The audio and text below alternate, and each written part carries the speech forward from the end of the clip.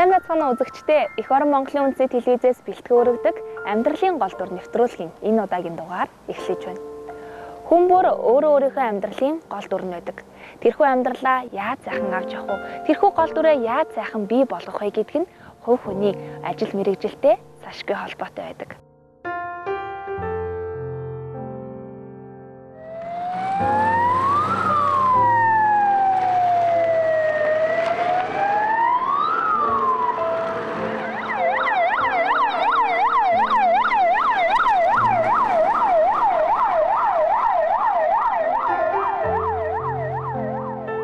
ертөнцийн хүн төрлөختөн үүсэн бий болсон цагаасаа өөрийн дүр үүргийг амьдралд бий болгохоор ирдэг. Энэ нь зөвхөн цаг хугацаагаар хэмжигддэг бөгөөд сайн муу алийг ч үгүйсгэж болохгүй. Тэд бүгд бие биенээсээ уялдан хамаарч байж амьдрал үргэлжилдэг. За сайн байна уу? Дуулга өгснөө танах? За сайн байна уу? Хотой юу? Хэрвээ зовлон байгаагүй бол бид жаргал хэмээн нэрлэхгүй, жаргалыг мэдрэгч үгүй байсан биз. Дэлхий болон дэлхийг үүсгэгч бүх амьтай амьгүй зүйлс, улирал, цаг хугацаа, хүний мэдрэмжүүд болох хайр, зовнил, догдлол, уучлал, шунал, эд хөрөнгө, эрх мэдэл тэд бүгд өөр өөрийн гэсэн дүр үүргийг амьдралд бий болгодог, хязгааргүй эргэлдэх амьдралын мөн чанарууд юм. Иймээс хүн гих чинь өөрөө амьдралынхаа гол дүр нь юм.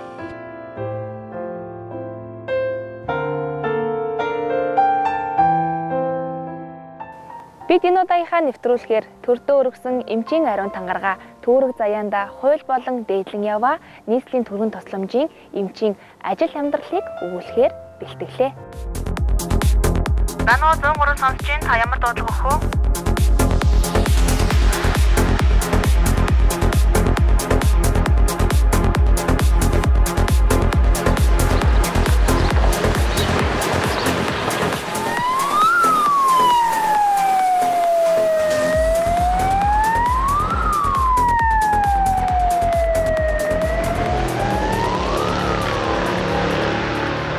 Ямарваа нэгэн осол аваар гарах үед хамгийн түрүүнд санаанд ордог тоо бол 103.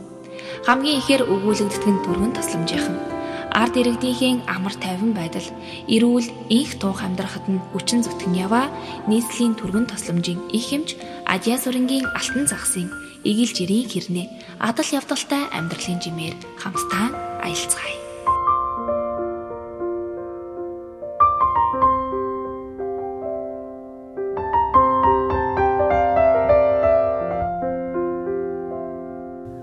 Бусдын төлөө өөрийгөө умартаж буйныг түгээсэн цагаан үйлстэй эмч мэрэгжил хамгийн сайхан. Их эмч Адьяа сүрэнгийн алтан загас.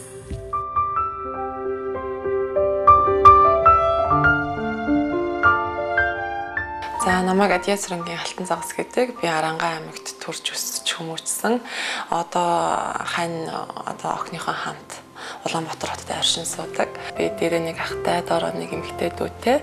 Тийм миний ээж хөдөө Арангаа аймгийн Өндөрлөн сумын халах бригад, халах багт бэлэх багт амьдарч малтай маллаа цайхан амьдарч байгаа.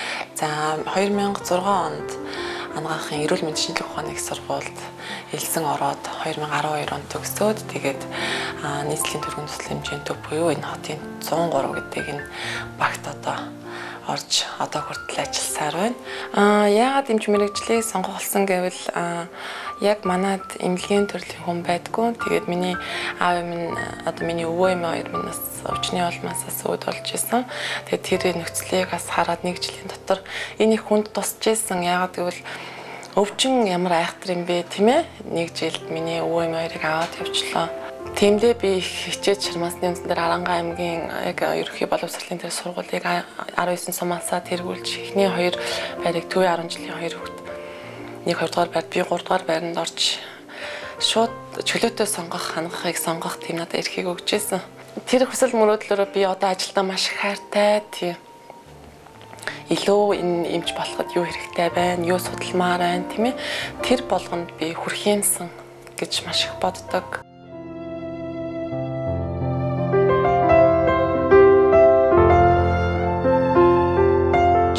Монгол ах үед өсөж үндийсэн Алтан загас охин дунд сургуулаа төгсөж нийслэл хотод анх удаага ирж эмч хэмээх эрхэм малдрыг хүртэхээр ангаахын шинжлэх ухааны сургуулийг босхийг давж байсан нь саяхан. Анх хотод ирээд нилээд түүрч будилж байсан гэдэг. Ангаахын оюутнууд бусад сургуулийн оюутнуудыг бодвол 6 жил түүнээс жилүү жилээр суралцдаг онцлогтой. Яагаад гэвэл тэд хэлж ирдэггүй, хийсж ирдэг, өвчнгийгч аюултай тулалддаг. Алтан загас эмч одоо ч гэсэн амьдралаас, ажилласаа суралцаар л явна. За хамгийн анх яг 2006 онд иржээд хамгийн анхны хурал болж исэн. Яг энэ танхимд одоо хамгийн анхны лекц болж исэн. Одоо ингээд суухад их сайхан дотно, их сайхан санагдаж байна. Бас их гоё болсон байна. Бас өөр болсон байна. За энэ хугацаа бол одоо эргээд харахад бол 6 жил хамгийн анх 6 жил гэдэг бол хамгийн одоо урт хугацаа санагдаж байсан боловч одоо эргээд ингээ харахад бол одоо маш богино хугацаа байна. Тэгээд хамгийн анх хотод одоо хөтөлсөн хамгийн анх хотод орж ирэх тэр мэдрэмжийг одоо өгсөн одоо энэ зам маань одоо энэ эмчийн зам тийм ээ энэ сургуульд орж ирэх энэ зам маань байгаа юм да. Тэмцээн уралдаан гэл аймгийн төмөөр зөндөл ордог байсан. Тэгээ Улаанбаатар ч орж үзээгүй. Тэгэл яг хамаатан саднаараа дамжаал хотод нэг жил ах トゥ гэрээ байж гал тэгэл бие даагаал. Тэгэл оюутан болол төгссөн дөө. Ер нь ангаахтаа ч гэсэн сайн суралцсан шүү дээ манай дүү. 10 жил байхдаа би спортын, урлагийн, бүхий л төрлийн олимпиад тэмцээнд их ордог байсан. Тэгээд ямар сайн манай 10 жилийн багш бүр одоо надад зориулж нэгшүүлэг бичиж өгч ирсэн юм. Одоо пүүз өмсвөл тамирчин, плаж өмсвөл бүжигчин гэд бүр аяга их хөөрхөн шүлэг байдгийг одоо ч бас багшаан дэрийг хадгалдгийг. Тэгээд бас Арангаа аймгаасаа бас мэдлэг чадвараараа бас жоох манлайлаад тухайн сумаасаа би тодорхойлоод Солонгосын тэтгэлэгт оюутан бас байсан. За тэгээд 2006 онд ангаахад орчоод элсэн сураад ер нь бол би ажлын байран дээр гараад тийм ээ ямар мэргэжлийг бас эхний удаадаа сонгох вэ гэдэг бодол төрж ирсэн. Энэ нь бол одоо маш их олон одоо зүйлийг судалж мэдэж маш сайхан одоо багш нараараа мэдлэгийг мэдлэгийг авч тийм ээ ингэчээд 103 гэдэг бол хотын төрөг гэдэг бол маш олон эмнэлэг зүйн тохиолдол дээр очдог. Одоо их байрах зүрх судаас бүхэл хүүхэд гээл тийм ээ бүх тохиолдол дээр очдог учраас энэ мэдлэгээ би сэргээхийн тулд баталгаажуулахын тулд би эхлээд маш олон тохиолдол маш олон хүнийг үзэх тийм ээ тхиим байна. Тийм учраас би энэ нийслэлийн төрөмслөмжийн энэ одоо энэ маш сайхан одоо хамт олон донд би ажиллах хэрэгтэй гэдэг бол тийм хүсэл зоригийг одоо үртэлж энэ хамгийн анхны байгууллага тандаж ирж байсан тийм. Би аль багын энэ гадаад хэлийг их сонирхдаг байсан.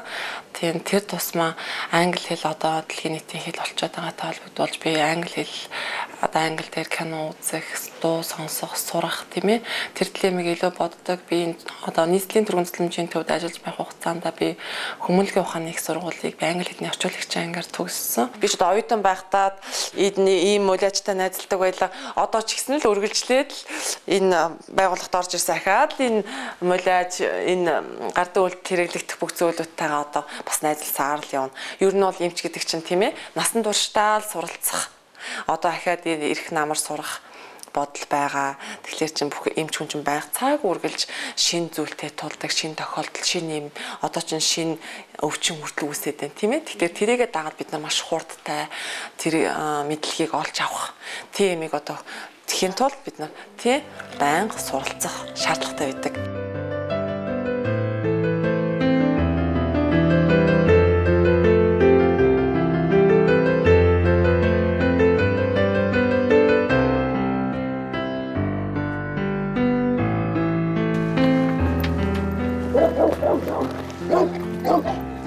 За төвөө дуудлага дууслаа 32 байна. Наагур нэг яртад болсон яараа. Салаан дээр хараа бороо.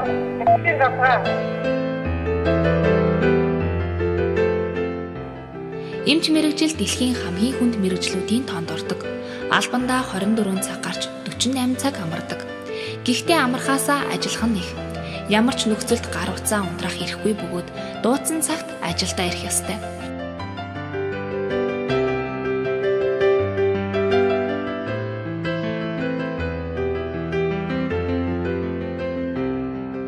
Ажлаараа бахархдаг хүний амнаас хүний эрүүл мэнд тийм ээ тэр хүний бас амьдралын нэг хэсгийг нь баг магадгүй шийдэж өгөх Тийм чухал зүйлийг бид нар хийдэг учраас би эмч мэрэгчлэрээ хамгийн түрүүнд л бахархдаг. За та тийм дуудлага авлаа гэж тэгвэл за яана гайгуулаагаасаа гэж боддог. Эхний түрүүнд хүн маань гайгуугаасаа хурдан очих юмсан, замын төгжрээ минь гайгуугаасаа бүхэл ажилд минь тулгардаг асуудлын талаар тийм ээ аятай байгаасаа л гэж бодож ер нь очдог. За настангийн би гайгүй юу?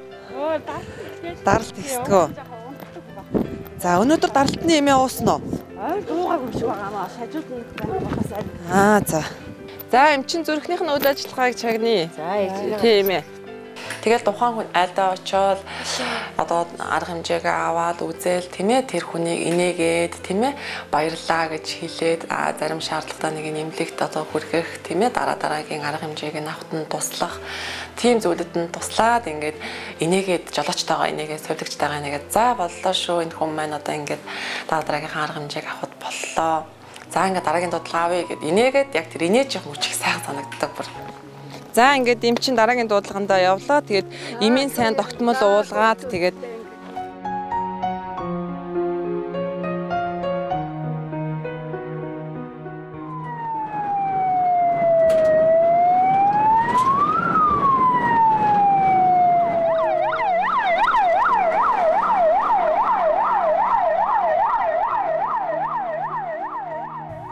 Бусдын төлөө өөрийгөө умартаж буйныг түгээсэн цагаан үйлстэй эмч мэрэгжил хамгийн сайхан. Их эмч Адьяа Сүрэнгийн алтан загас.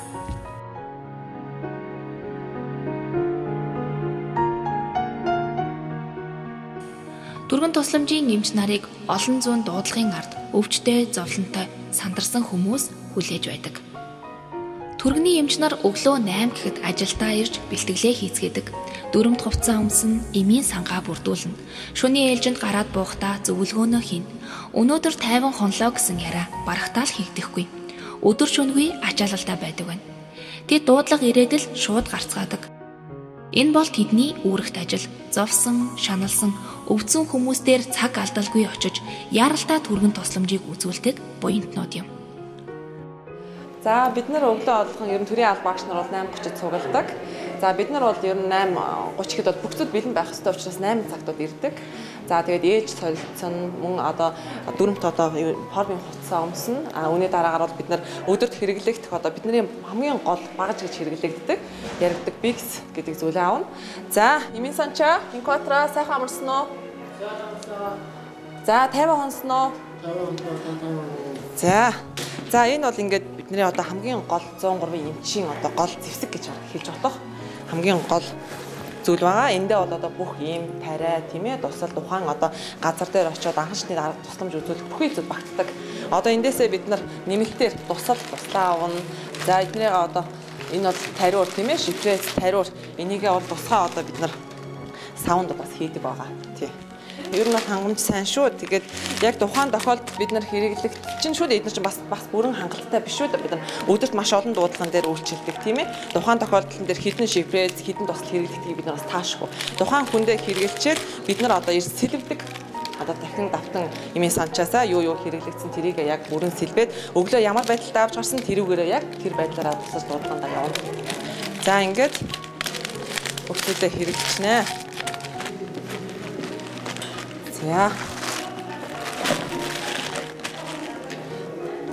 За надаа бор ут өгөөч энэ квадрант. За энэ маань болохоор нэг удаагийн маск тийм ээ. Энэ бол яг хамгийн чухал бас хэрэглэгдэх бэли. Бүх зүйл бид нар чинь хүний одоо тэр бохор шингэнтэй ямар одоо гадаад орчин тэр бүх бохор зүйтэй харьцдаг учраас бас өөрсдийнхөө аюулгүй байдал тийм ээ. Халдвар хамгааллынхаа байдлыг бас хамгаалж явах хэрэгтэй учраас энэ бол бас нэг удаагийн бор цаас өдөрт хэрэглэгдэл хаягддаг. За ингээд бас бид нар чинь одоо айлд очоод тийм ээ ийм тариа хэрэглэсний дараагаар айлдаа хогоо хаяхгүй бүх зүйлийг бол бид нар одоо хогийн сав гэдэг нэг удаагийн хогийн савнд бол бүх зүйлийг хийдэг байгаа тий. За мөн бас бид нар чинь гэртээ төрүүлэх бүр тийм ээ одоо яг тулсан одоо зарим ээжүүд чинь төр жирэмсэн ээжүүд маань одоо яг үнэхээр ямар төрөх төгссөн бүр дуудлага өгдөг. Нөгөө хаягаа хаагаад очиж гэртээ төрөх тохиолдол гарна. Энэ ингээд хүүхдийн одоо үлгээ яг төрөх үед хэрэглэгддэг юмнууд байгаа. Энийг бас авч гарна. Тий. За надаа нэг байлдаа бол нэг кафтафирэл өгч. Бид нар бас яаралтай яг үедээ бас тухайн айлдаа очиод дартал ихсэн дуудлаган дээр очиод бас зарим нэгэн айл маань имгүй байдаг тийм ээ. Тэгэхээр яг яарн тэр хүнийг ингээд эмнэлэгт хүрэх заалтгүй гэтэл тэр хүний даралт өндөр байгаад байвал бид нар бас тухайн тэр айлд им өгөх. Тийм учраас өргөн хүрээлээний яаралтай зүрхэн тусламжийн үед хэрэглэгддэг ийм там бас биднэрт бас байдаг. Тийм. Энийг бас бид нар хангаж явна. Бид нар бол одоо очиод яг анхан шатны тусламжийн үзүүлэх нээн түрүүнд хийх юм бол даралтаа үзэх, зүрхээ чагнах хамгийн түрүүнд одоо гол энийгээ бас мартах тохиолдол бас байна шүү дээ. Айлд очиод хавьяар гарах. Тэгээ өдөрт ер нь манайх чинь ойролцоогоор 300-аас 500 дуудлага үзнэ. Нийт дуудлагын тоо нэг өдөртөө 24 цагийнхаа хугацаанд дээр нэмээд одоо манай хоёр баян зүрх сонгоо хайрхан салбар маань болохоор хүүхдийн дуудлага нэмэлтээр авдаг. Тэгэхээр манай дуудлагын тоо бүр илүү болоод эхэлж байна гэсэн үг тийм ээ. Тэгэхээр нэг эмчд оногдох дуудлага бол одоо 30-аас 45 өдөрт үзэх тийм хэмжээний дуудлага үздэг байгаа. За бид нар ингээд сая ажлынхаа бэлэн байдлыг хангасан тийм ээ. Одоо ингээд манай аялал жаах лагч маань яралтай дуудлага хийлээ гэж надад хэлсэн. За бид нар тэгэхээр одоо бүгд өөр өөрсдийн гэсэн ID-тэй нэвтрэх ID-тэй байдаг. За энэгээрээ ороод дуудлага хүлээгээд авнаа. Хуучин бол манайх гараар бичдэг байсан. Одоо бол ингээд компьютерийн системд шилжээд одоо за ингээд нэг дуудлага ороод ирсэн байна. За ингээд дуудлагынхаа хүлээж авахтаа тухайн газрынхаа хаягийг сайн бичнэ. Хаяг бол манай 103% бол одоо хамгийн чухал.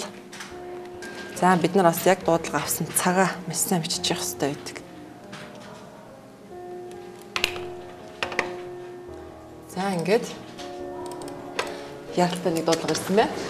Энэ дуудлагаа аваад цөмөрөө очин доо. За одоо ингээд дуудлагандаа гарцгаая да.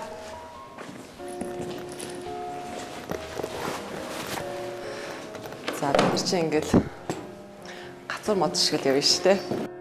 Түргэн тусламжийн эмч нар өдөрт олон зуун айлд очдог. Тэдэнд мэдэхгүй өвчин гэж байхгүй. Бид нар чинь гацуур мод шиг чагнуур, даралтны аппаратнаас эхлээд 10 хэдэн төрлийн зүйл өлөгчгсөн явж байдаг юм а гэж алтан загас эмч хошигнон ярьж байсан юм. Нээрэл олон зүйл авч явдаг. Энэ олон чимэглэлд нь гар чийдэн, хогийн сав хүртэл байдаг. Хот маань гэрэлтүүлэх сайтай бол энэ хэдэн түргэний эмч нар харанхуй шүн гар чийдэнтэй найзалж явахгүй байсан бизээ.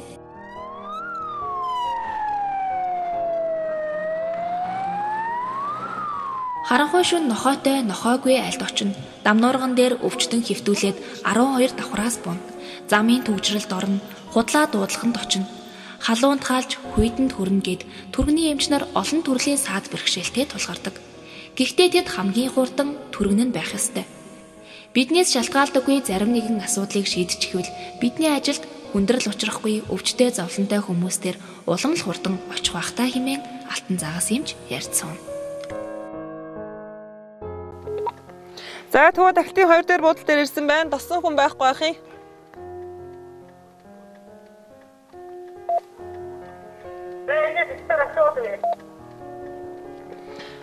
Ер нь энэ тахилтын айлууд ихэнх айлууд ингээл тодорхой хаяг байхгүй.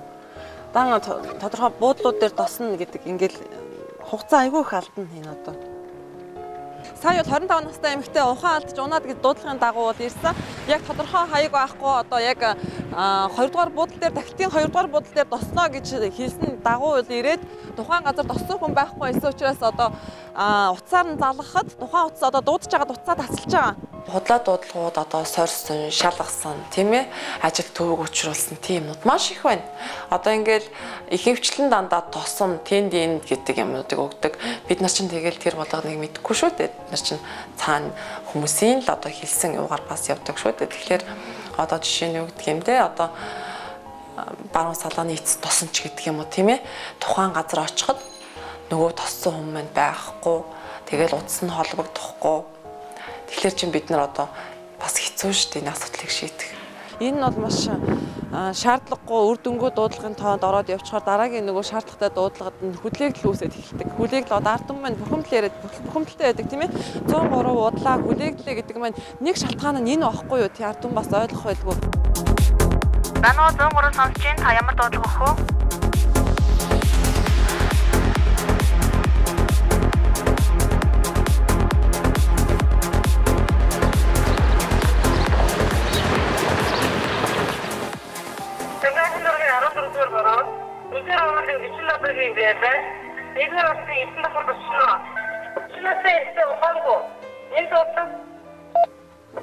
За нэг дуудлага авлаа.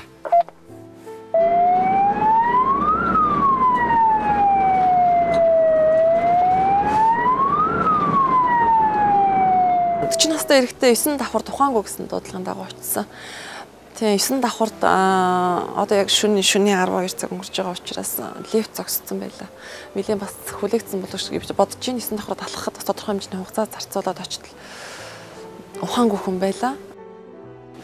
За нөгөө 9 давхарт зогсон дуудлагын мөн үү? Энэ л юм шиг байна тийм ээ. За ли эмч ирсэн байна. Дэш нь харуулъя. За зүрхнийх нь үйл ажиллагааг чиг хариу ургуулсалтай нэлээд хүнд хүн байлаа. Зүрх судасных нь үйл ажиллагаа нэлээд буурсан, даралт унсан. Тийм ямар тач гэхдээ эмнэлэгтээ 9 минут хүрэглээ. Даралт их бага байна. Тий их даарсан шинжтэй гаднаас энэ хүмүүс оруулсан байлаа. Дуудлага дууссан хүнтэй холбоо баримаар байна. Жолооч мань ингээд маш сайхан нэг баг болж ажилладаг болохоор их сайхан байдаг. Хантай бас их туслалаа. Тэрнээс хойш би яг ингээд ганцаараа байх юм бол 9 давхраад тийм ээ. Тэгээд хажууд ойр хүн байхгүй. Тэгээд одоо энэ заавал дамнуургаар тэрвэрлэх шаардлагатай хүн байдаг учраас тэгээд бит хоёр одоо 9 давхарлаа гараад 9 давхраас буулгахаас чанга байлаа. Лефт цогсчдаг энэ миний бодлоор энэ лефтийн асуудлыг жоохон шийдмэр санагддаг. Тэгэл хуучны байрууд бол ингээд 10 цаг гэл лефт цогсчдаг. Тийм. Тэгээд бас дамнуурыг багтахгүй зайлшгүй ингээд чатаар буудаг. Тийм. Энэ маань хүнд цаг хугацаа алдах тийм ээ. Бас яг тэр 9 давхар 12 давхрын хооронд чинь хэдийн хугацаа зарцуулах уу, тухайн хүний минь биеийн байдлаас даахгүй юу тийм ээ. Арга хэмжээ авахуд яах вэ гэл зөндөө асуудлууд тулгардаг. Саяны бас нэг жишээ байлаа тийм. Эмч эмнэлгийн жолооч хоёр яг л дамнуурган дээрээ хүн өргөөд явж байгаа шигээ хамтран ажилдаг. Гэрэл хангинуулсан машины жолооч өөрийнхөө амь насыг дуудлага өгсөн хүний амь нас, эмчийн амь нас, мөн замын хөдөлгөөнд оролцогч бусад хүмүүсийн амь насыг давхар хариуцаад явж байдаг. Түргэний эмчид хамгийн их туслагч нь болдог хүн бол жолооч гин. Мэдээж янз янзын дуудлаганд очиж бидний нацилэгдэх тийм ээ. Одоо 9 давхраас ганц үе өгшин ганцаараа гэртээ байл 9 давхраас нацилэгдэх юм уу. Тэгэхэд эмчтэйгээ хоёулаа нацилэгдэж гарах. Тэр болгон дээр бол юу одоо багаар ажиллана. Одоо хүн дуудах тийм ээ. Болохгүй одоо үнэхээр л тийм хүнд битүү хүн бол яаж одоо эмгтэй эмч нар манд дийлэх үү тэгэхээр хүн дуудах одоо тэгэл би одоо өөрөө үүрэх ч юм уу одоо тиймэрхүү арга хэмжээ авдаг. Тэгээ эмчтэйгээ хамгийн гол нь ойлголцол байгаа юм да бид нар. За наагаараа цуц ороод ирлээ шүү. За. Алтан цагаас эмчийн анхны дуудлага нь эрүүлжүүлэх байрны дуудлага байсан гин. Ийм газар хүртэл түргэний эмч нар эрдэг юм бахтай хэмээн халаглаж өвчтөнгөө үзэж чадах болов уу яах бол гэж сандарч байсан үеэ бодвол одоо тэр хэдийнэ хал үзэж хашир сууж түргэний түргэн шуурхай эмч болсон. Алтан цагаас эмчтэй ч одоо цуглдоо анх орхоос нь бид хоёр чинь баг цуг орж исэн бид хоёр эмч. Би жолоочоор дагалт хийгээл алтан цагаас эмч дагалт хийгээл тэгээ бид хоёр цуг орж исэн.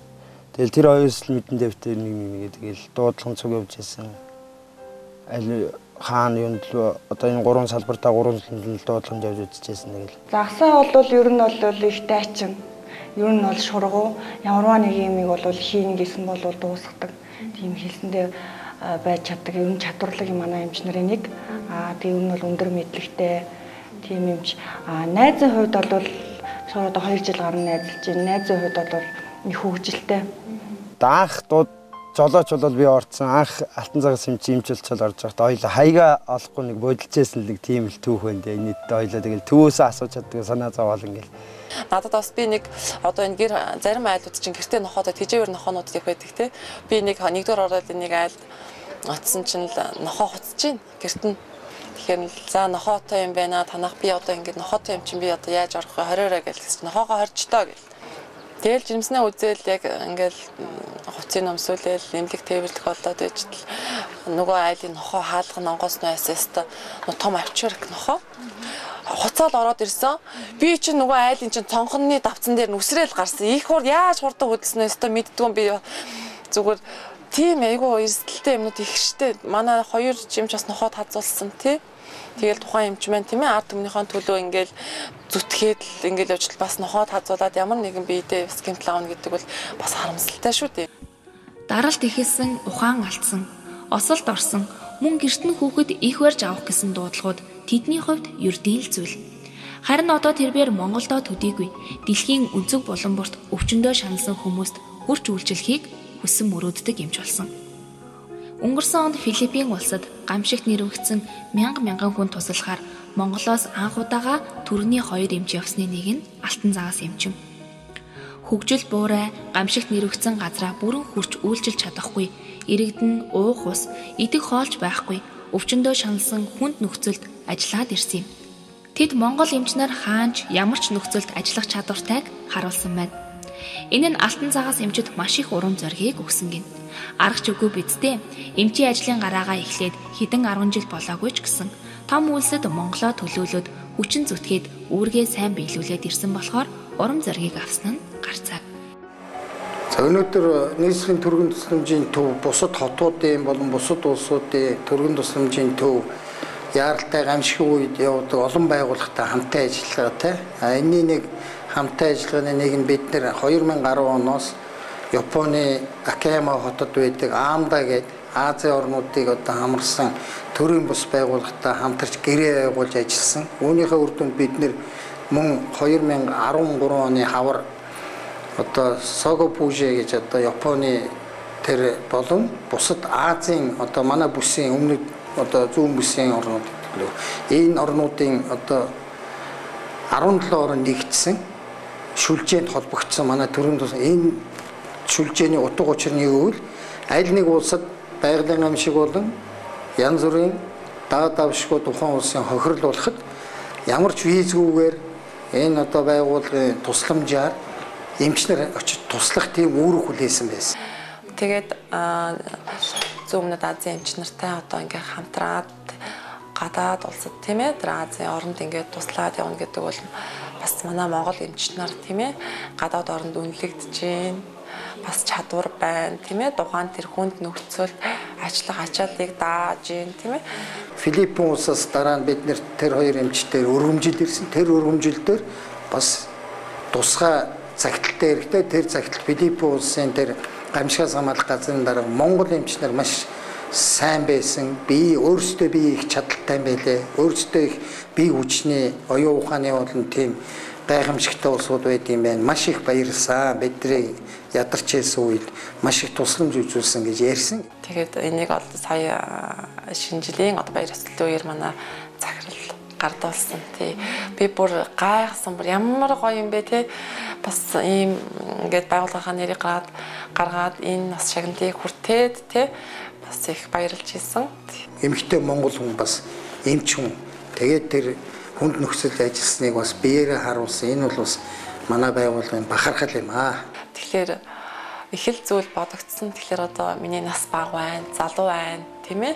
Цаашдаа зөндөө их замналаас хүлээж байгаа байх гэж бас их боддог тий. Би өөрийнхөө ажил мэргэжлэр маш их бахархдаг.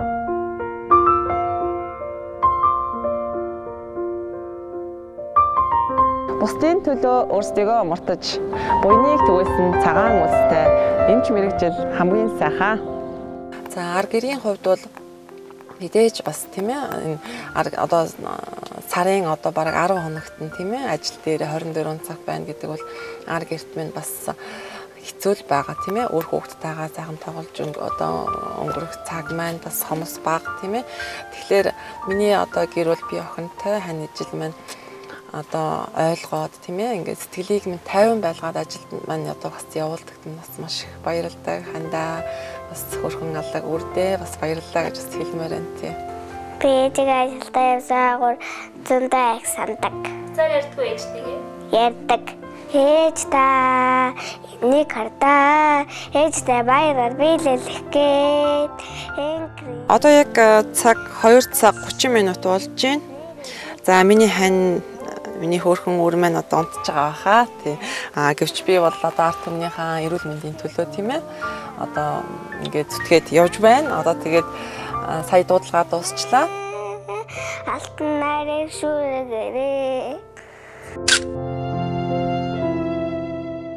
Амьд явбал алтан аягнаас ус он гэдэг. Хэлж биш хийсэж ирсэн өвчнийг ангааж амьд явах боломж олгодог ачтан бол эмч. Тэдэн дотроо эмнэлгийн яаралтай болон түргэн тусламжийн үйлчилгээний эмч нар юм. Эрт цэрэг эх орныхон алтан аргамжааг алдуулахгүй гэж хилийн дээсэн дээр буу барин алхдаг бол эмч хүн эрдэнэт хүн таны алтан амийг авраах гэж халдварын хурц голомтонд нүцгэн гартаа бэлийж өмсөлгүй, амны хаалтнаас өөр хамгаалах хэрэгсэлгүй, нойр хоолгүй, номноос өөр ханьгүй, эмнээс өөр зэвсэггүй тэмцэн зогсдог юм. Эмчийн ёс зүй, төрийн хуулийг чандлан сахиж, хүний аймнаас эрүүл мэндийн төлөө эрдэм чадал, энэрх сэтгэлээ харамгүй зориулхаа эх орондоо тэд тангаралдаг. Хаанаас ямар дуудлага ирэхийг тэд үл мэднэ.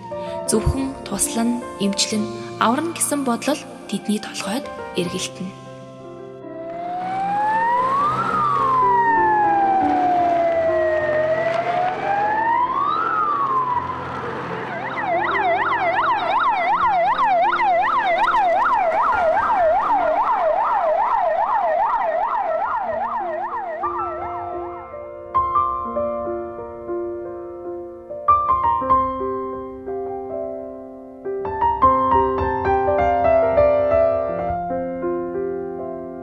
Эрдэнэт хүний амь насыг аврахын тулд хамгийн түрүүнд анхны тусламж үйлчилгээг үзүүлдэг алтан гартай төрийн тусламжийн эмчийн ажил амьдралыг өгүүлэн хүргэлээ. Ингээд дараагийн нэгэн амьдралын гол дүрээр иргэн уулзъя. Баяртай үзэгчдээ. Дануу 103 сонсож байна. Та ямар дуудлага өгөх вэ?